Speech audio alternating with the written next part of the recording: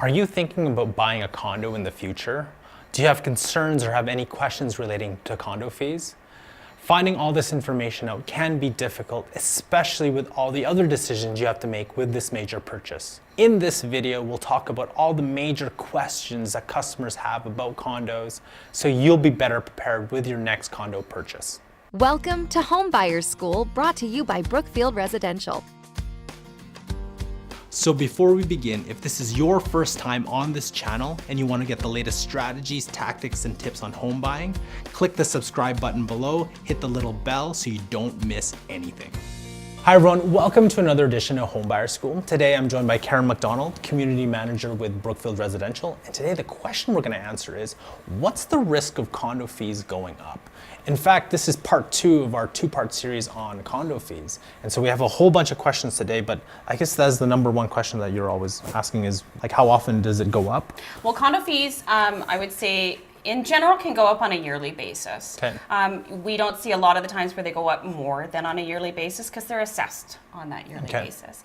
I would say that it would be something that new home buyers should take into consideration, that they'll likely go up within a year, 2 years' time. To the degree which they will, all depends on whether you're buying a new build, resale, whether it's an older building, whether there's going to be any kind of immediate maintenance that needs to be done. In a new build, you're relatively taken care of as far as your warranties go, that you shouldn't have any kind of huge increases over the first number of years. So who exactly decides how the condo fees are increases or I don't think they've ever seen them decrease, but no. No. But who decides that? The management board ultimately, they are who the homeowners employ to manage that, to take care of the operating expenses, to take a look at the budget, ensure that there's enough allocated towards the reserve fund and maintenance and repair and landscaping, snow removal contracts. So it is the management board that really takes care of, the management company that takes care of all of that. Homeowners board would be consulted on a regular basis about that. Can you ever tell the management company, don't want any increases this year? No. No, can't really. Not if you want to ensure that you're still maintaining the value of your property in the common area. It is something that is mandatory that you pay. That's what you sign up for when you buy a multifamily home.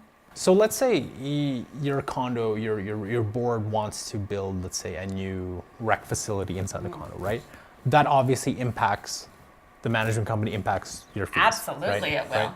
Yeah, anything that the really it would be the homeowners board that would decide if they want to have a additional recreation facility built. That would be a huge expense. That would homeowners board will ultimately make the decision whether everybody will be responsible for that additional expense on a monthly basis, maintenance, upkeep, everything. Is there a set fee or a minimum fee in Alberta? No, there's not. It really just depends on what amount of unit factor shares each home has based on registered square meters of their home.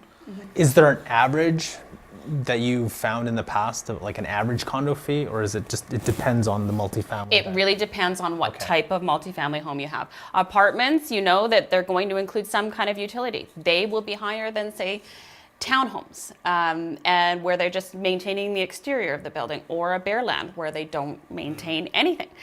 So you're going to have varying amounts based on whatever type of multifamily home you're buying.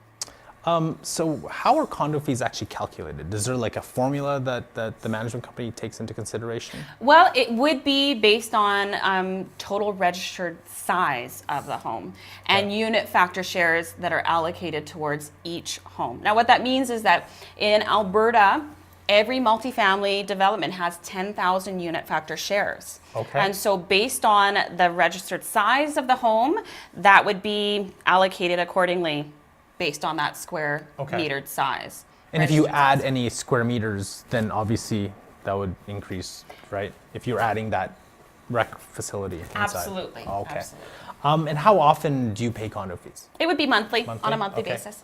Anyway, is there any other payment method that you know of, or is it just sort of, is it per owner? or kind of like as a collective, you pay the collective and then you paid your condo board and then you paid the manager? You would pay directly per owner to the management company. Some people, they can pay a year in advance if that's what they prefer to do. A lot of the time it's direct debit on a monthly basis.